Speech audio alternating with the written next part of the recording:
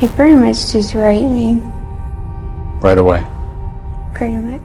I mean, it was like she was on TV every time. It was exciting. It was like a vacation for her. I mean, we were having a good time. I mean, no more school for her, you know, just hanging out. Elizabeth, she's, I don't know how to say it, she's pretty much a wild person. Are you saying that she was a willing participant the whole time? Yeah. On a quiet Wednesday afternoon in rural South Carolina, a bright 14-year-old girl named Elizabeth stepped off her school bus, entirely unaware that she was walking into a living nightmare. She was incredibly sweet, deeply devoted to family, and very excited to start high school. But just steps from her driveway, the rustling leaves revealed a shadowed figure. A man in camouflage, flashing a sheriff badge, suddenly slapped handcuffs on her wrists and secured a ticking, makeshift bomb collar around her neck. As he dragged her deep into the suffocating woods toward a hidden 15-foot underground bunker, the frantic search quickly yielded absolutely nothing. It was the last time anyone would see her alive on the surface.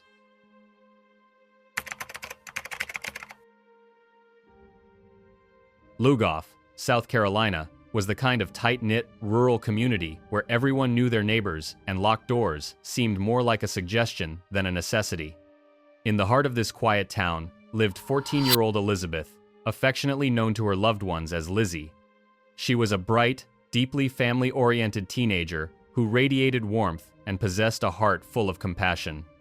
Like many girls her age, Lizzie was fascinated by the world of makeup, spent countless hours immersed in playing video games, and was navigating the thrilling, yet occasionally terrifying waters of having her very first boyfriend. The autumn air was crisp, and she was incredibly excited about starting high school, looking forward to a brand new chapter filled with endless possibilities, new friendships, and innocent teenage dreams. The morning of Wednesday, September 6, 2006, began like any ordinary chaotic weekday. There was a minor, entirely typical teenage argument between Lizzie and her mother, Madeline. Lizzie had suddenly realized she forgot her favorite mascara and desperately wanted to turn the family car around, but they were running late for school. Frustrated, she went to school feeling a bit annoyed, assuming she would just apologize later that evening. By exactly 3:30 in the afternoon, the bright yellow school bus dropped Lizzie off at her usual neighborhood stop. The walk home was incredibly short, measuring just a few hundred yards. A friendly classmate actually offered her a ride in their car, but Lizzie politely declined, choosing instead to enjoy the brief, peaceful stroll up the familiar dirt path toward her quiet house. She was just moments away from the absolute safety of her own driveway when the sudden rustling of leaves abruptly broke the afternoon silence. Stepping out from the thick foliage was a shadowed figure. It was a man dressed head to toe in heavy camouflage, wearing a stern expression and aggressively flashing what appeared to be an official sheriff badge. The fake cop completely blocked her path, instantly shattering her fragile sense of security. He spun a terrifying, meticulously fabricated story, claiming that law enforcement had raided her family property and discovered illegal contraband. Even worse, he falsely told the terrified young girl that her beloved younger brother, Donnie, was already in police custody. Knowing Lizzie was fiercely protective of her sibling, the shadowed figure cruelly used her deep love against her. Almost immediately, when he mentioned my brother, I was concerned if my brother was okay, so I agreed to approach him. I had a gut feeling that I had made a bad decision. Before she could process the shocking lie, he forcefully slapped heavy metal handcuffs onto her small wrists. Then, he tightly secured a strange, ticking device with a small box directly around her neck. He leaned in close and whispered a chilling threat, claiming the device was a live bomb collar that would instantly detonate if she tried to run away or scream. Paralyzed by pure, unimaginable fear, Lizzie was helplessly dragged deep into the dense, suffocating woods, violently twisted and turned until she was completely disoriented. Hours later, Madeline returned home from a long day at work, fully expecting to hear the familiar sounds of her children. Instead, she was greeted by an eerie, deafening silence. The large house was completely and utterly empty. Her Lizzie was nowhere to be found. Panic immediately set in, a cold dread washing over the mother as the sun began to set. Frantic telephone calls to friends yielded nothing.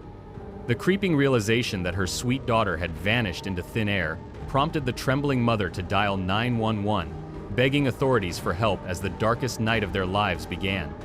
Little did they know, the woods behind their house held a sinister secret.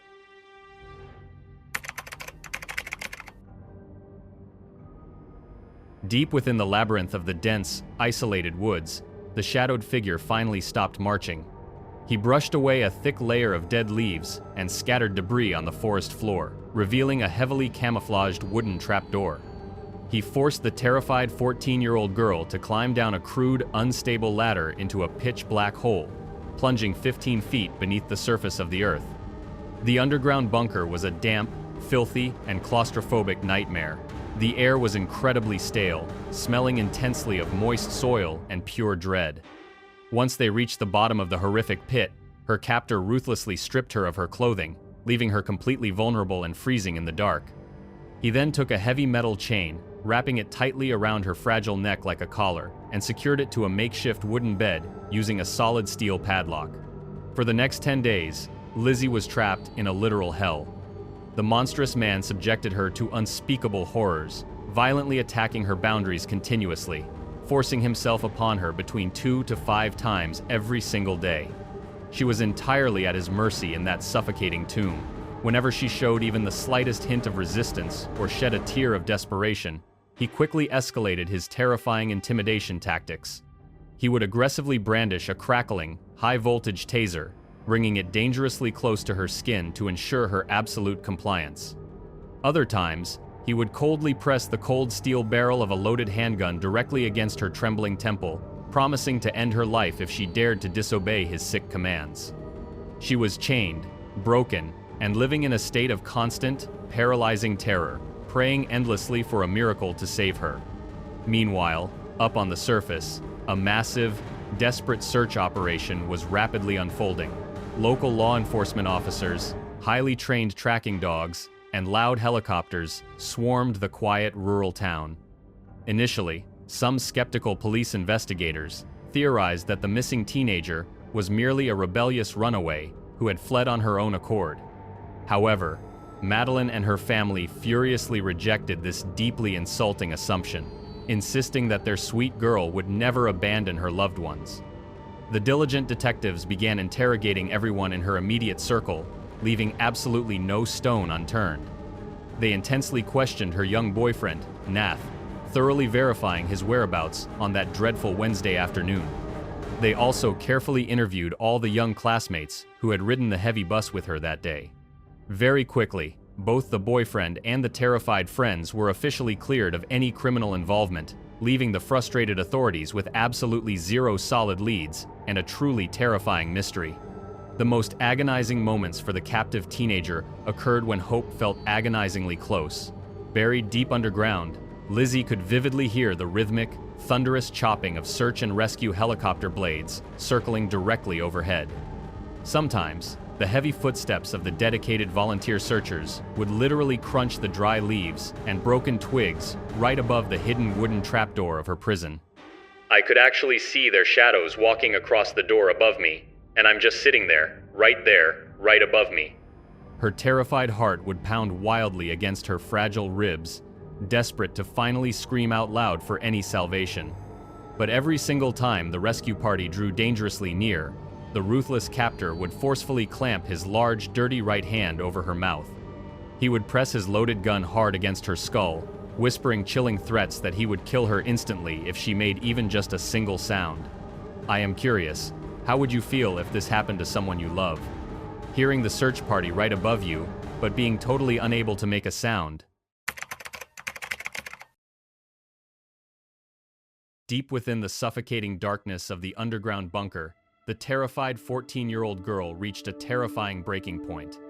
She had endured endless days of unimaginable horror, locked away from the outside world, chained like a wild animal in a damp, filthy hole beneath the earth. One quiet night, the heavy, rhythmic breathing of her captor filled the tiny enclosed space, signaling that he had finally fallen into a deep, oblivious slumber. She knew she absolutely had to seize this rare, fleeting opportunity. Moving with agonizing slowness, to avoid making even the slightest sound with her heavy metal chain, she carefully reached her hand toward the leather holster resting dangerously near his side. her trembling fingers finally closed around the cold, heavy steel of his handgun. This was her one and only chance at true freedom. She very slowly raised the weapon, pointing the barrel directly at the side of his resting head. Her heart pounded violently against her ribs as she tightly closed her eyes and pulled the trigger. A loud, metallic click loudly echoed in the tense silence. The weapon had completely jammed. In a heart-stopping twist of cruel fate, the firearm simply failed to discharge. I could actually see their shadows walking across the door above me, and I'm just sitting there, right above me. Some various other accounts later suggested it might have merely been an unloaded pellet gun. Overwhelmed by sheer terror and crushing disappointment, she silently wept bitter tears, carefully slipping the useless weapon back into its holster before he could wake up and discover her desperate, silent rebellion. Realizing that physical force and direct defiance would only lead to her immediate demise, the highly intelligent young captive made an incredibly calculated decision that would ultimately save her life.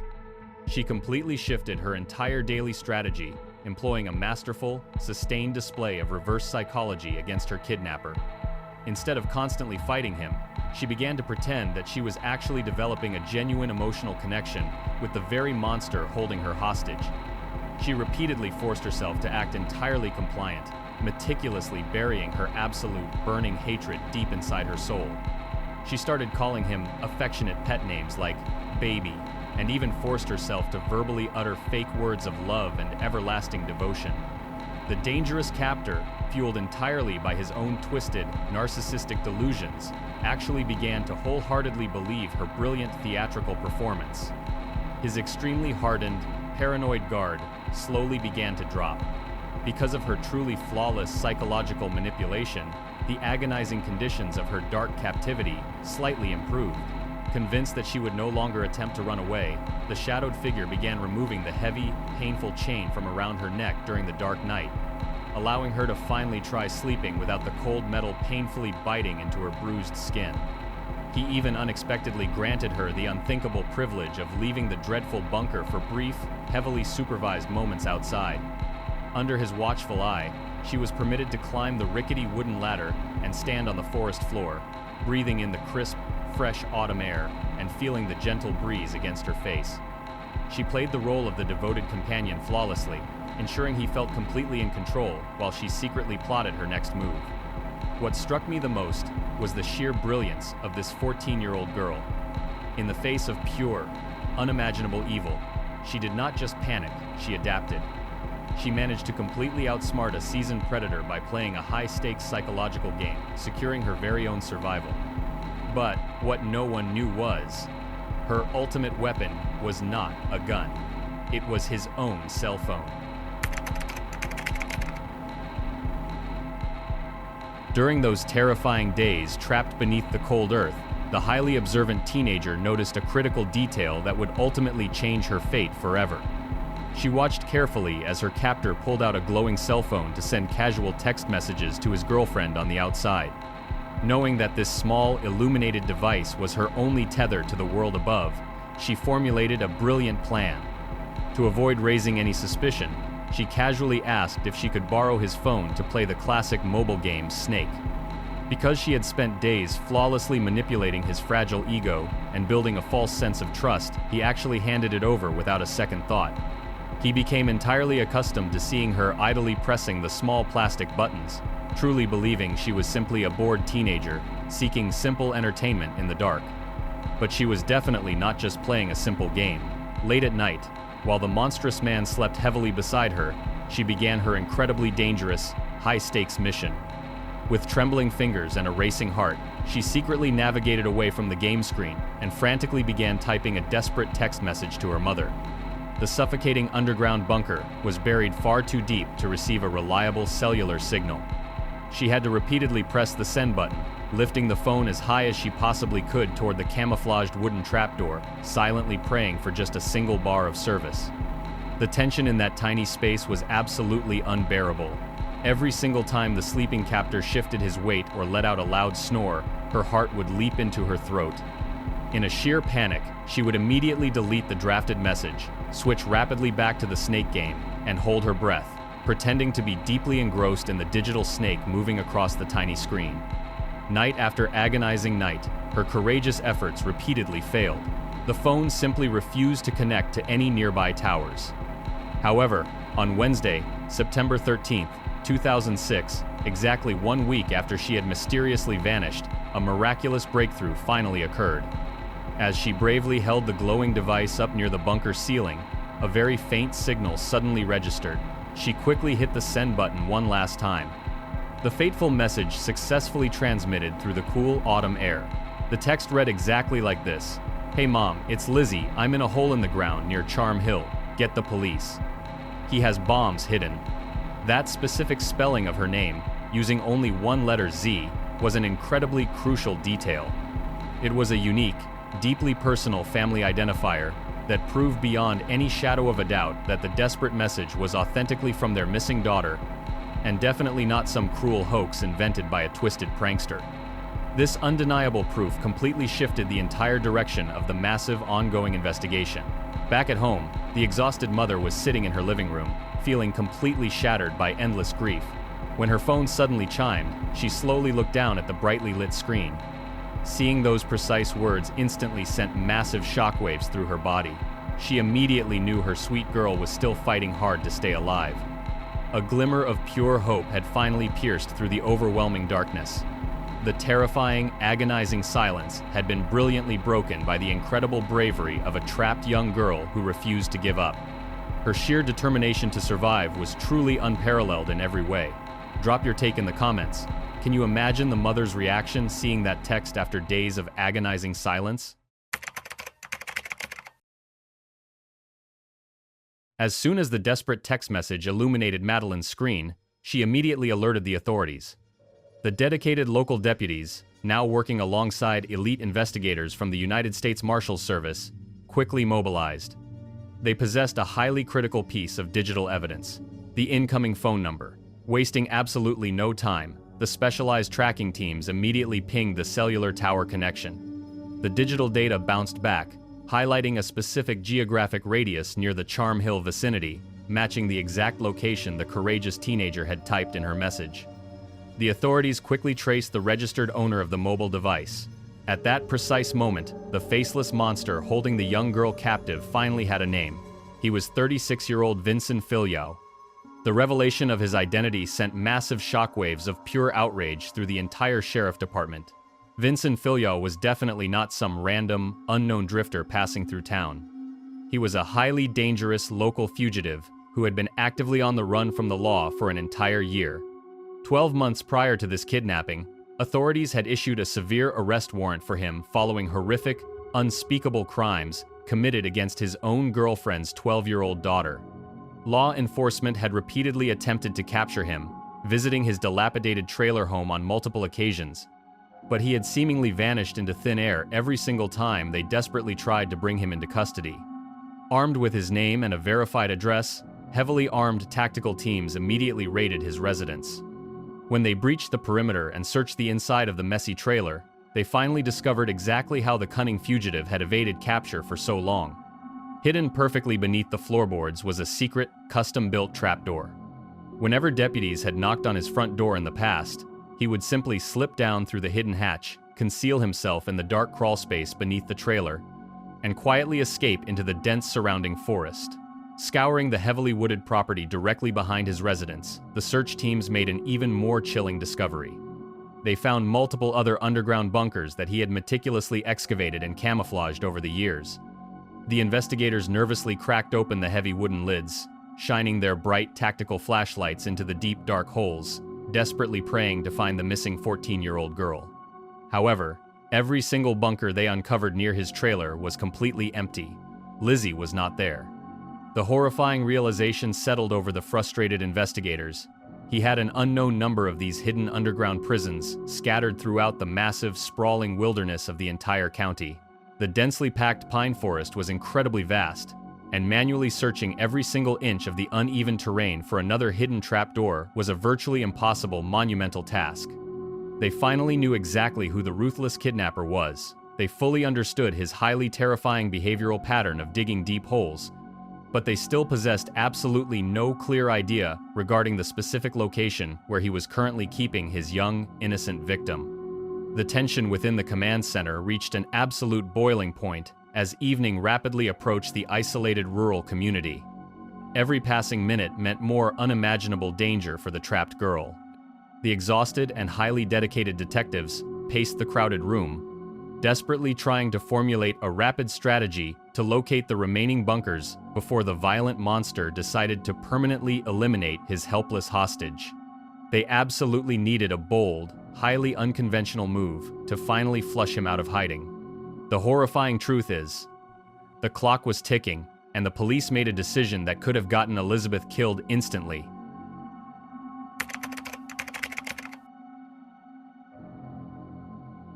Desperate to generate immediate leads, the local sheriff made an incredibly controversial and highly risky decision.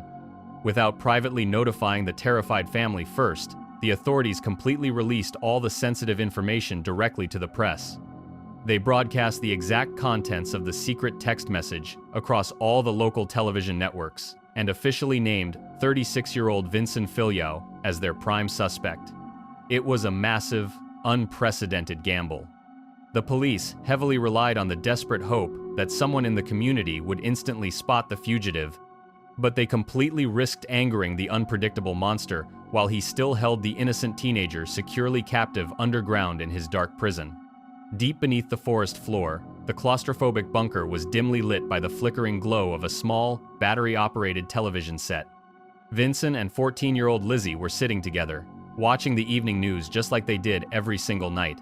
Suddenly, the regular programming was interrupted. The stern face of a news anchor appeared on the screen, loudly announcing the massive break in the high-profile kidnapping case. The reporter revealed the secret text message and explicitly stated that a massive, county-wide manhunt was currently underway for Vincent. The heavy air inside the damp hole instantly turned ice cold. The fugitive slowly turned his head, his dark eyes locking onto the young girl. Pure, unadulterated fury radiated from his tense posture as he aggressively demanded to know if she had secretly used his mobile phone to contact her frantic mother on the surface. In that terrifying, heart-stopping moment, her life hung by a very fragile thread. Instead of breaking down in a panic, the brilliant teenager delivered the performance of an absolute lifetime. She burst into desperate, highly convincing tears, vehemently denying any involvement whatsoever. She frantically promised him that she had absolutely no idea how the police obtained that confidential information, swearing blind loyalty to him. She looked directly into the eyes of her captor and loudly declared that she loved him deeply and would never, ever betray his precious trust. Her phenomenal reverse psychology worked flawlessly. The intense rage burning in his eyes slowly morphed into sheer, blinding panic. The hardened criminal was completely terrified of spending the rest of his natural life trapped behind heavy iron bars. His mind raced uncontrollably as he listened to the noisy helicopters swarming loudly above the trees.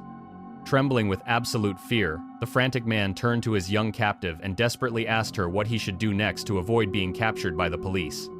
Maintaining her incredible composure despite the extreme danger, she coldly and logically laid out a flawless survival plan for him to follow.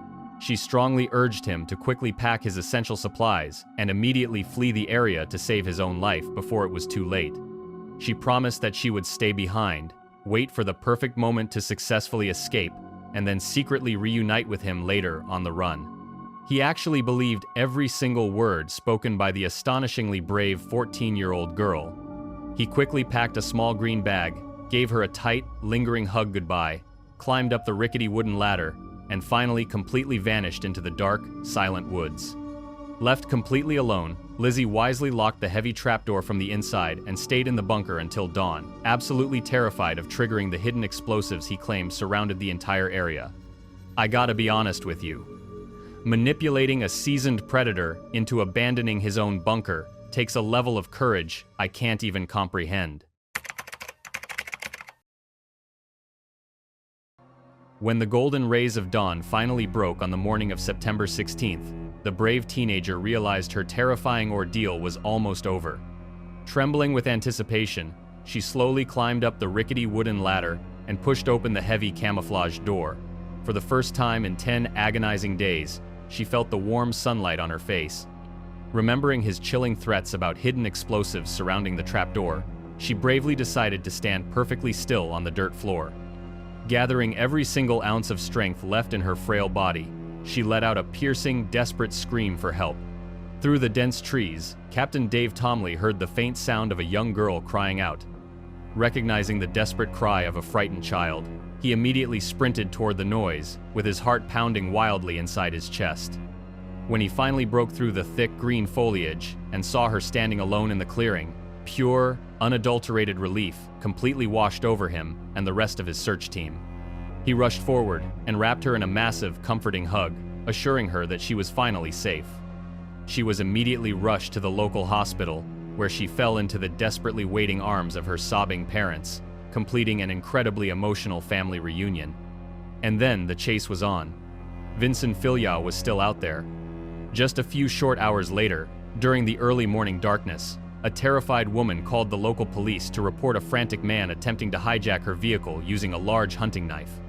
Several responding deputies immediately swarmed the dark, quiet street with their weapons drawn and quickly apprehended the dangerous suspect named Vincent just 5 short miles away from his rural property. When they arrested him, the dangerous fugitive was fully equipped with a sharp blade, a high-voltage taser, and heavy night vision goggles. Even while sitting behind cold iron bars, the monstrous man displayed an unbelievable level of pure arrogance. Before his official trial, he actually sat down for a television interview, desperately attempting to manipulate the national media by falsely claiming the innocent teenager was a completely willing participant in his twisted nightmare. Does this make your blood boil too? Blaming a 14-year-old victim right before standing in front of a judge? Later that following year, in September 2007, facing an absolute mountain of undeniable evidence gathered against him, Vincent finally pleaded completely guilty to all his horrific, unforgivable charges. The presiding judge showed absolutely zero mercy, handing down an incredibly heavy, highly symbolic sentence of 421 years in state prison without any possibility of parole. Justice took its final, permanent course in May 2021, when the monster died alone in his prison cell at the age of 51, completely erasing a terrible stain from society. This part really makes my heart full. Elizabeth did not just survive, she won. She outsmarted a monster.